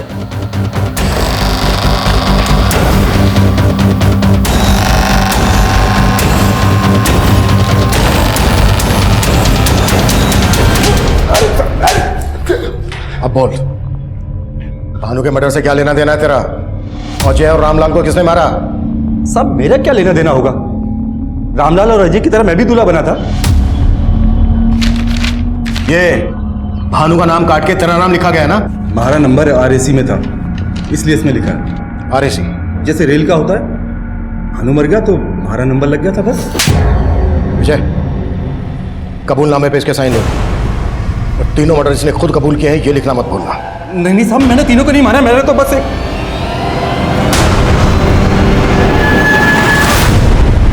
साहब हमारी बचपन से इच्छा थी शादी करने की, पर हमारी उम्र बीत गई, किसी ने घास न डाली। प्रमिला जीजी का पता चला तो आशा की किरण जाग उठी, पर उनका कोटा फुल हो गया था। अब सारे फार्म खत्म हो गए हैं, सिर्फ 11 लड़कियां ही हैं शादी के लिए। और मैं शादी करने के लिए बड़ी से बड़ी कीमत देने को तैयार था, इसीलिए मैंने प्रमिला जीजी के भाई को पटाने की सोची। गुल्लू भाई, बस तुम्हारा आरएसी कंफर्म करा दो। तुम कहो ना तो 50,000 रुपए देने को तैयार हूं मैं। ना भाई, अगर मैं रिश्वत लूंगा तो प्रमिला जिज्जी नाराज हो जाएगी पर हमारा आरएसी कंफर्म कैसे होगा? गरम आरएसी मतलब रिजर्वेशन अगेंस्ट कैंसलेशन। अगर किसी का टिकट कैंसिल करा सकते हो तो करा दो, तो तुम्हारा आरएसी क्लियर हो जाएगा। साहब, परमिला जीजी पहले ही भानु और रामलाल का नंबर लगा चुकी थी, इसलिए उस रात मैंने भानु को मार दिया और आरएसी कंफर्म कर लिया। लेकिन साहब, अजय और रामलाल के खून में मेरा कोई लेना देना नहीं है। सर, धर्म के बयान से तो लग रहा है कि यह कांड कोई वेटिंग लिस्ट वाला दूल्हा ही कर सकता है। शायद जिन दूल्हों का नंबर नहीं मिला उसी में से किसी ने रामलाल और अजय को मार दिया। अगर मोटिव यही था तो कोई अजय और रामलाल का मर्डर शादी वाले दिन ही क्यों करेगा? सुना है कि जब से मुखिया की बेटी उस अजय के साथ भागी है तब से उसकी बेटी का भी कुछ अता पता नहीं है। तो पता करो और मुखिया पे नजर रखो। सर, दौसा पुलिस का फोन था। हमने जो उनको फोटो भेजे थे प्रमिला और गुल्लू के, उन्होंने बताया कि प्रमिला की लाश मिली है उनको।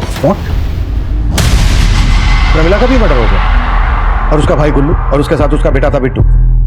इनके बारे में कोई इन्फॉर्मेशन मिली दौसा पुलिस से? नहीं सर, ऐसा कुछ नहीं बताया दौसा पुलिस ने, लेकिन जहाँ प्रमिला की लाश मिली थी वहां से थोड़ी दूरी पर उसका पासपोर्ट भी मिला था। और सर, प्रमिला रिंगस की रहने वाली थी और उसके पासपोर्ट पर एड्रेस भी वहीं का था, लेकिन सर उसके पासपोर्ट पर वीजा एक जगह का भी नहीं है। प्रमिला सबको बोलती थी कि उसका एक मुंह भाई है जो नोएडा में एक एनजीओ को फंड करता है, कनाडा में रहता है। प्रमिला के नेटिव प्लेस रिंगस चलना पड़ेगा। तैयारी करो। साहब, प्रमिला मेरी बेटी थी, वो नोएडा नौकरी के लिए गई थी। नोएडा क्या नौकरी करने गई थी? साहब, ये तो नहीं मालूम, लेकिन मेरे देवर का बेटा गुल्लू, उसी ने नोएडा में प्रमिला को नौकरी लगवाई थी। गुल्लू कहाँ रहता है? वो नोएडा में कहीं रहता है, लेकिन एड्रेस नहीं मालूम। प्रमिला का एक मुंह भाई था जो कनाडा में रहता। साहब, उसका सिर्फ एक ही भाई था, वो भी चचेरा, गुल्लू। और प्रमिला का पति वो कहाँ रहता है? कौन पति साहब? प्रमिला अपने बेटे बिट्टू के साथ पिछले 6 महीने से नारनौल में रह रही थी। अब ये तो आप भूलना ही मत कि आप उसके पति को नहीं जानती हैं। प्रमिला की तो शादी भी नहीं हुई है, तो बेटा कैसे हो सकता है प्रमिला का?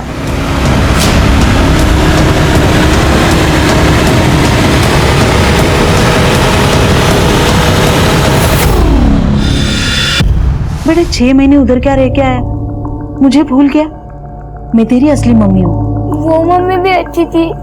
बबली की तो दूसरी मम्मी आने वाली है, मुझे भी दूसरी मम्मी के साथ रहना है।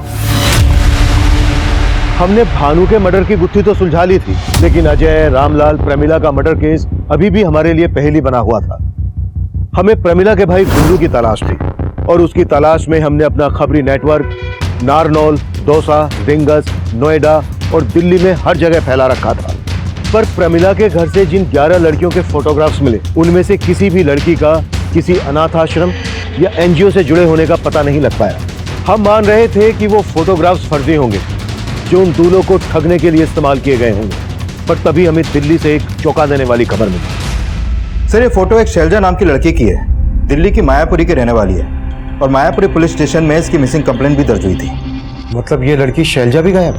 हाँ सर। सर, दिल्ली पुलिस तो इसको विक्टिम मान के ढूंढ रही है और इसकी फैमिली के खिलाफ भी पुलिस को कुछ नहीं मिला। इनफैक्ट पुलिस का कहना है कि इसकी फैमिली काफी जेन्युइन है, लेकिन जब मैंने अपने केस की बात की तो वो भी सोच में पड़ गई। प्रमिला की माँ को लग रहा था कि प्रमिला नोएडा में जॉब कर रही थी। कहीं ऐसा तो नहीं है कि इस लड़की शैलजा का भी कोई इसी तरह का इतिहास हो? हम इसे हल्के में नहीं ले सकते, हमें शैलजा से मिलना होगा। इस केस की दिल्ली पुलिस से सारी डिटेल्स ले। सर,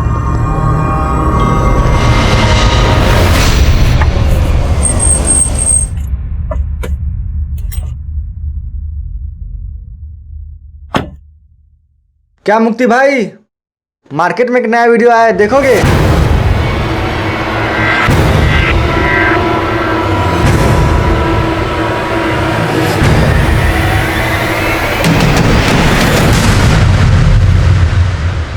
सुनीता,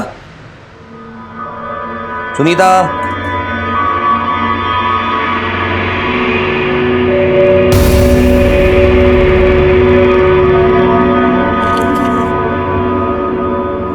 मुझे माफ कर देना मुक्ति, मेरी वजह से तुम्हें नीचा देखना पड़ा।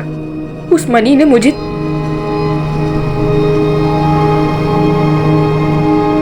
आप जिस नंबर को डायल कर रहे हैं वो इस समय स्विच्ड ऑफ है।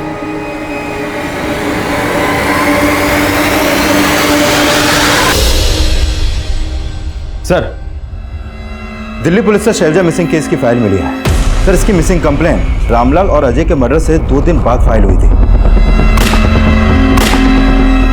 और दिल्ली पुलिस से पता चला है कि शैलजा के फोन पर हरियाणा के एक नंबर से लगातार कॉल हो रहे थे और जब हमने इस नंबर की डिटेल्स निकाली तो पता चला कि यह नंबर इस रवि का है। रवि? हाँ सर, ये रवि उन्हीं 11 दूल्हों में से एक है सर। और शैलजा उन्हीं 11 लड़कियों में से एक है जिनकी प्रमिला और गुल्लू उन दूल्हों से शादी करवा रहे थे। लेकिन ये रवि शैलजा को फोन क्यों कर रहा था? विजय, उठा लो रवि। सर, ये रवि 3 दिन से फरार है। सर, हमने उसे एक इन्फॉर्मेशन मिली है गुल्लू की। वो अपने दोस्त के घर पे नोएडा में छिपा है।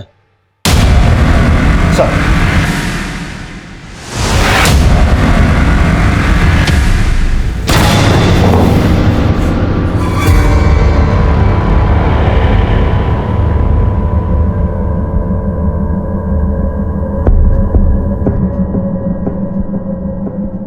ये ले, पहन ले, तेरे लिए बनवाया है, अच्छा लगेगा तुझे। अरे तू टेंशन क्यों ले रही है? तू तो मेरी होने वाली लुगाई है ना। पहन ले, एक बार पहन ले, बोला ना पहन ले।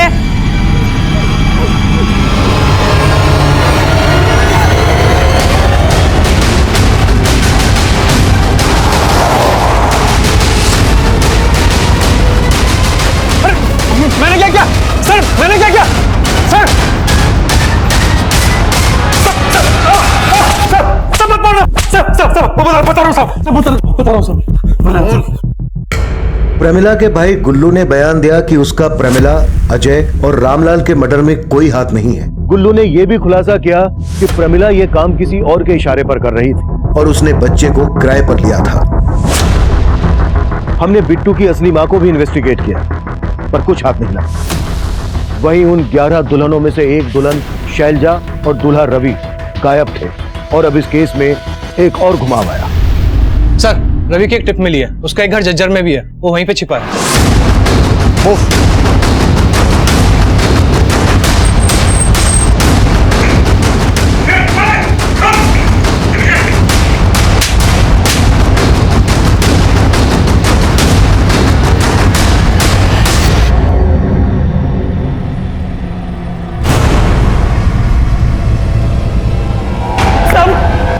साहब, मैंने कुछ नहीं किया साहब। मैं सच बोल रहा हूँ साहब। मैंने कुछ नहीं किया साहब। मैं सच बोल रहा हूँ साहब। बोलता हूँ साहब, मैंने जो भी किया वो मेरी शादी ना होने की वजह से किया साहब। प्रमिला से धोखा खाने के बाद मैंने अपनी शादी के जुगाड़ में मैट्रिमोनियल साइट पे सर्च मारा था साहब। वहाँ पे मुझे शैलजा का फोटो और प्रोफाइल दिखी थी साहब। मैं तुरंत पहचान गया कि शैलजा उन्हीं 11 लड़कियों में से एक थी जिनके साथ हम लोग शादी करने वाले थे साहब। शैलजा का फोटो सोशल नेटवर्किंग साइट पे था तो मैंने उसे वहाँ पे फ्रेंड रिक्वेस्ट भेजी और मैट्रिमोनियल साइट पे भी। वहाँ से मुझे उसका मोबाइल नंबर भी मिल गया तो मैंने उसको फ़ोन किया तो वो बोली कि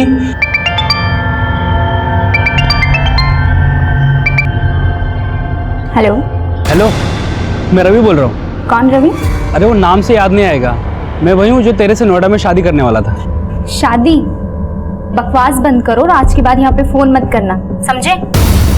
साहब, उसने फ़ोन पे मुझे ऐसा झाड़ा कि मेरा माथा ठनक गया और ऊपर से प्रमिला का गुस्सा था तो मुझे बर्दाश्त नहीं हुआ साहब। मैंने शैलजा को उठा लिया। मैं तो उसको पटा के उससे शादी करने वाला था साहब, बस। अब तेरे फेरे जेल में होंगे। प्रमिला को भी तूने इसी खुंदक में आके मारा ना? साहब, अगर प्रमिला मुझे मिल जाती ना तो पक्का उसे मार देता, लेकिन वो खुद ही गायब हो गई तो मैं कैसे उसे मार सकता हूँ साहब? ये ऐसे नहीं खुलेगा। साले साहब, मैं सच बोल रहा हूँ साहब, मैंने नहीं मारा साहब। मैंने प्रमिला को नहीं मारा साहब। हमने जल्द ही प्रमिला के सोशल नेटवर्किंग अकाउंट का पता लगा लिया। हमें यह भी पता चला कि शैलजा समेत उन 11 लड़कियों के फोटोग्राफ्स अलग अलग सोशल नेटवर्किंग साइट से निकाले गए थे जिनसे प्रमिला का कोई कनेक्शन नहीं मिल रहा था। लेकिन प्रमिला के सोशल नेटवर्किंग अकाउंट में एक और मौजूद फोटो ने हमारा ध्यान खींचा। तो मैंने प्रमिला के सोशल नेटवर्किंग अकाउंट में मौजूद लगभग सभी लोगों का पता किया और उसमें से मैंने इस औरत को जीरो डाउन किया सर। तो प्रमिला के अकाउंट में इस औरत का नाम स्वीटी है, लेकिन सर मैंने चेक किया कि ऐसे ही दिखने वाली एक औरत ने करीब 1.5 साल पहले ग्वालियर में अपने पति के खिलाफ डोमेस्टिक वायलेंस का केस दर्ज किया था और उसके बाद अचानक से गायब हो गई। लेकिन सर उस औरत का नाम मंदाकिनी था मंदाकिनी और यहाँ पर स्वीटी। सर एक और औरत थी जो बिल्कुल ऐसी दिखती थी, उसका नाम था सुनीता। करीब 1.5 साल पहले अजमेर में उसकी मिसिंग कंप्लेंट दर्ज हुई थी। लगता है प्रेमिला के मर्डर का रहस्य हमें मंदाकिनी और स्वीटी और सुनीता से पता चलेगा। अजमेर और ग्वालियर के केसेस भी समझने पड़ेंगे। सर सुनीता सिर्फ सुनीता ही है और उसको किसी और ने नहीं, उसके पहले पति ने गायब किया है सर। पहला पति कौन? मनी? हाँ सर, मनी नाम है उसका। और वो सुनीता को ब्लैकमेल कर रहा था और सुनीता आपके घर से गहने जेवर लेकर फरार हो गई। उसके पहले पति से मिलना चाहेंगे? विजय,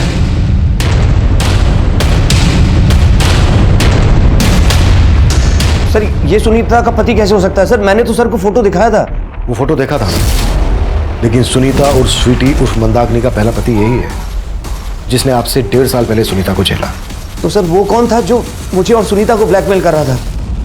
सर अजमेर पुलिस से सुनीता के साथ साथ इस आदमी को भी ढूंढ रही है। सर अजमेर पुलिस ने बताया कि यह आदमी पेशे से वकील है, राकेश नाम है इसका। सर हो सकता है यह आदमी अभी सुनीता के साथ ही हो और यही प्रमिला का वो बॉस हो जिसके बारे में गुल्लू ने बताया था। रहता कहाँ है? सर इसके घर में अभी ताला लगा है, लेकिन जहाँ पर यह पहले प्रैक्टिस करता था वहां से इसका फोन नंबर मिला है। सर ये नंबर अभी जयपुर में एक्टिव है। गाड़ी निकलवाओ।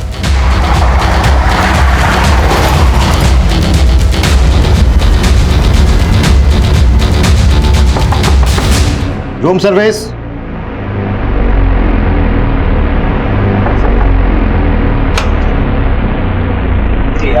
चलो अच्छा लो लीना लेके चलो। साहब 1.5 साल पहले मेरे पहले पति ने जो कुछ भी मेरे साथ किया उसमें कुछ भी झूठ नहीं था। मैं सच में उससे तंग आ गई थी। वो मुझे बहुत मारता था, इसलिए मैंने उसे छोड़कर दूसरी शादी कर ली। अब ये बोलो कि तुम दोनों का प्रेमिला के साथ क्या कनेक्शन था? साहब वो इस क्राइम में हमारे साथ थी। हाँ साहब, कभी कभी ये मेरा नकली पति बनता था तो कभी कभी पतियों को लूटने के लिए मैं प्रमिला का इस्तेमाल करती थी। और फिर मैंने एक दिन अखबार में पढ़ा कि राजस्थान और हरियाणा के आसपास काफ़ी सारे ऐसे इलाके हैं जहाँ पर औरतों की बहुत कमी है और मर्दों की शादियाँ नहीं हो रही। तो मेरा ये प्लान प्रमिला ने कारगर किया। तो फिर उसको मारा क्यों? नरनौल से भागने के बाद प्रमिला उस बच्चे को उसकी माँ को लौटाने के बाद हमसे दौसा में मिलने आई। दूल्हों को लूटकर पूरे 5 लाख रुपए लाई हूँ। हाँ तो आइडिया तो मेरा ही था ना। सारी मेहनत तो मैंने की, मैंने जाके उल्लू बनाया, इसलिए 1-1 लाख तुम लोगों को मिलेंगे और पूरे 3 लाख मेरे। ये चीज पहले ही तय हो चुकी थी कि पैसे बराबर तीनों में बटेंगे, समझी? इधर ला। पैसों के बंटवारे को लेकर हम लोगों में झगड़ा हुआ।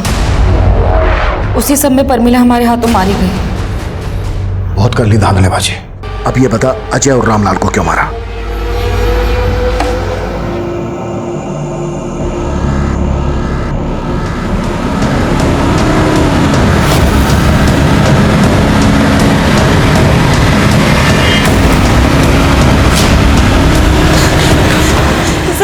सर मेरा नाम नीति है, मुझे आपको कुछ बताना है।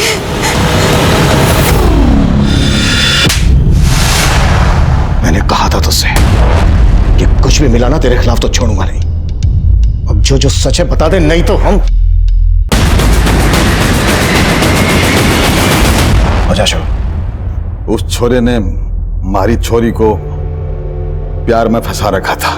इतना कुछ होने के बाद भी वो छोरा दूसरा ब्याह करने जा रहा है तो मेरा खून खोल उठा।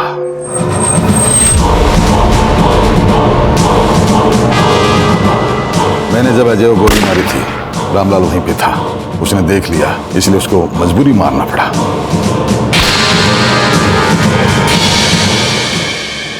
हमारे आसपास हो रही घटनाओं को लेकर हम सभी का नजरिया अलग अलग होता है, पर अपराधी की फितरत ऐसी होती है कि जो खबर समाज को संदेश दे रही होती है वो उसका इस्तेमाल भी अपने फायदे के लिए ही करता है।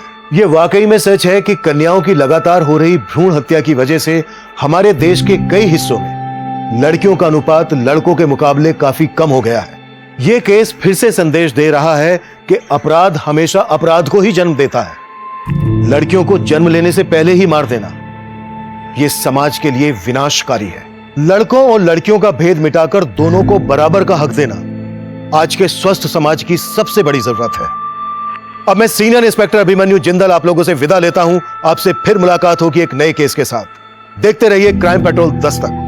मकसद बताना नहीं, बचाना है। क्राइम पेट्रोल के और भी दिलचस्प कहानी देखने के लिए हमारे चैनल को सब्सक्राइब करें और बेल आइकॉन दबाना न भूलें।